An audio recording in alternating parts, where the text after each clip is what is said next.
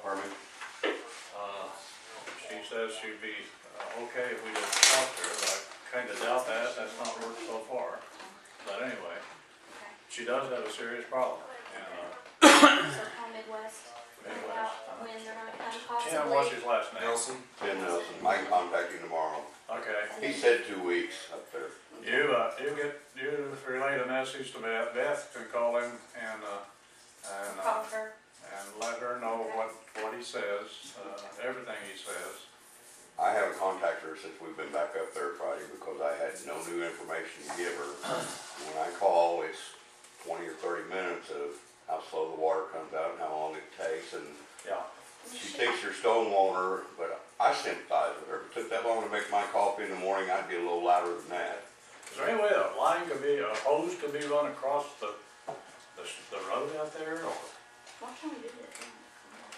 I mean, we would still be dealing with roughly the same elevations. A fire hose connected to the height, I know it comes out there because you got me wet with that fire line.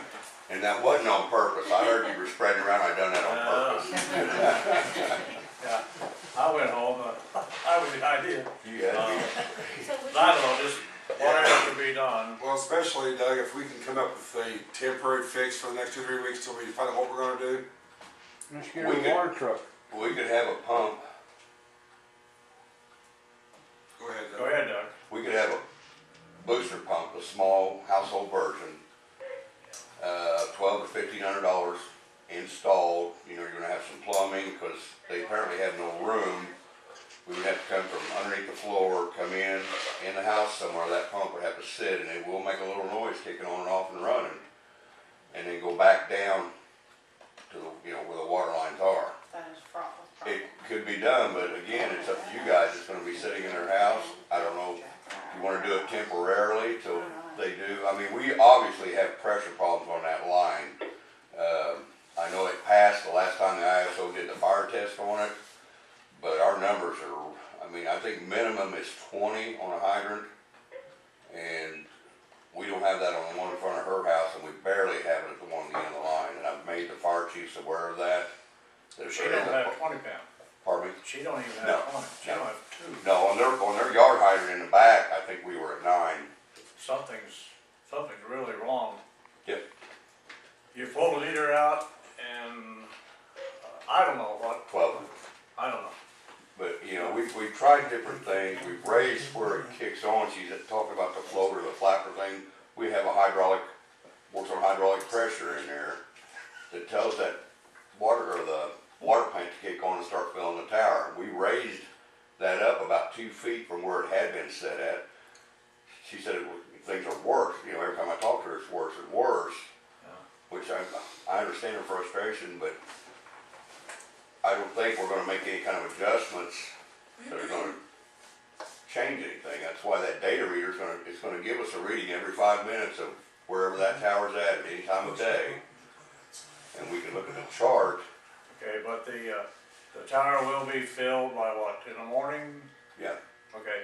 Call Beth. Beth, you call her tomorrow morning after the tower's filled. Ask her to check and see if it's any better or any change at all. John, I think the reason they talked about when they first built that tower and it would run over, they had really good pressure.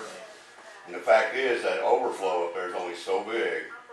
And you've got the hydraulic pressure plus the pumps are still pushing against that, pumping that water into town at the same rate.